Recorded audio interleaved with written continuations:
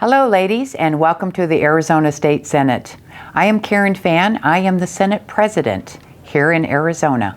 I come from District 1, which is out of Prescott, and a lot of people don't realize, but District 1 is one of the largest districts in the entire state and some in the nation.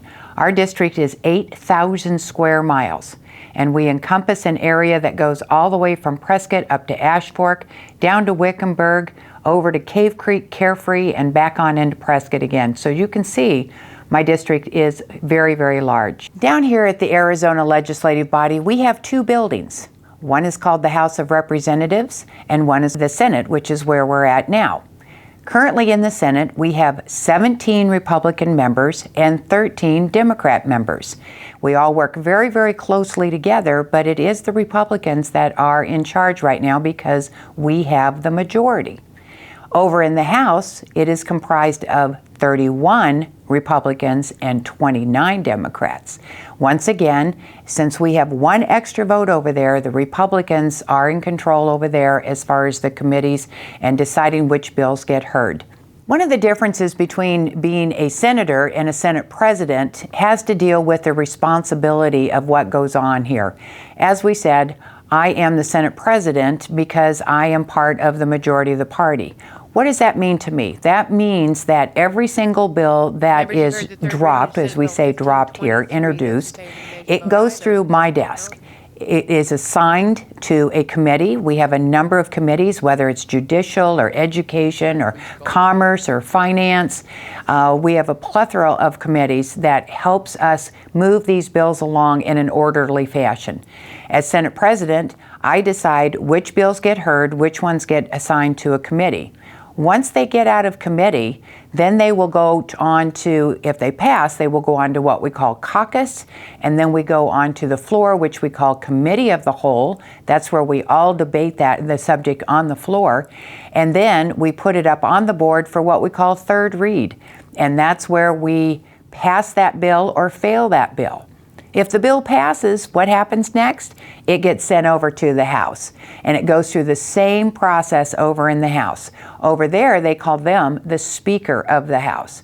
And Speaker Bowers over there, he does the same thing. He will take all of the bills I send over to him, and he will decide which committees to sign it to, and it goes through the whole process all over again. And while he is doing all of our bills, guess what? All those House bills that were done over there, they're now over here in the Senate, and we start moving those bills forward as well. And once that's all done, guess what happens? It goes up to the governor's office, and that's where the governor decides, is he going to sign it into law, or is he going to use that magic pen and he's going to veto it because he didn't like it? So we have a lot of work that is always ahead of us every time we pass a bill. Now there's also a lot of other offices that we work with all the time. One of them is our state treasurer, Kimberly Yee. She came from the Senate, and actually she was in the House before that, and I served with her before she went on to be treasurer. And she's doing an amazing job there, and keep an eye on that lady. She's going to be going places as well. We also work with the Department of Education, Superintendent Hoffman. She is doing a pretty good job herself over there trying to get our schools back up and going after this COVID pandemic that we have. So as we move forward with them and with the Treasurer's Office, we have the Secretary of State. Secretary of State makes sure all of our elections run smoothly. And guess what else is about the Secretary of State? They are the second in line because we don't have a lieutenant governor here. So if anything should ever happen to the governor, it would be whoever is the Secretary of State steps into those shoes and they become the next governor. I am often asked about how I got into or why I got into politics, and the truth is I had no intention of getting involved. I was very busy with my business. I own a highway construction company. But one day, after we got it started, I said, I think I need to volunteer for something. Maybe a committee, Parks and Recs, Planning and Zoning, something like that, because I believe in giving back to our communities. And guess what happened? A few months later, there was a city council person in Prescott that was elected, and she had to leave 2 months after she started her office. Me, I was out on the ski slope skiing when this all happened. Consequently, I fell and broke my pelvic bone too while we were at it. So while I was in the hospital, my assistants decided that Karen said she wanted to volunteer for something. So they put my name in the hat along with 31 other people. And when I got out of the hospital, I came home, they came to me and said, you kind of need to be up on crutches or a walker or something in 3 weeks because you have an interview to be on the Prescott City Council. And guess what? They picked me, and that's how I got started in politics. So I served 4 years on the Prescott City Council as the mayor pro tem, and then I moved to a little town, moved my business about 8 miles north to a town called Chino Valley, Arizona. And consequently, what happened there? We had a council person that had to leave for health reasons a few years later, and they came to me and said, Karen, could you please fill in for us? Well, it was only supposed to be for 8 months, and then they decided I needed to be the mayor, so I ended up being the mayor there for 3 terms. Thinking maybe I was done with politics? Nope, that wasn't going to happen. They now said, Karen, could you please go to the state level? Because of all the issues we deal with education and water and all those great things that we do, they asked if I would come down and serve. So I was elected to the House of Representatives. Remember, that's the other building. And I served 6 years over there. And then I moved over here 4 years ago in the Senate, and I became Senate President last year. So this is where I am now. We'll see where we go next. Now remember how I told you I got started in politics? Wasn't really my idea, but it's one of the best things I've ever done. It is so rewarding, which is why I think it's important for everybody to get involved.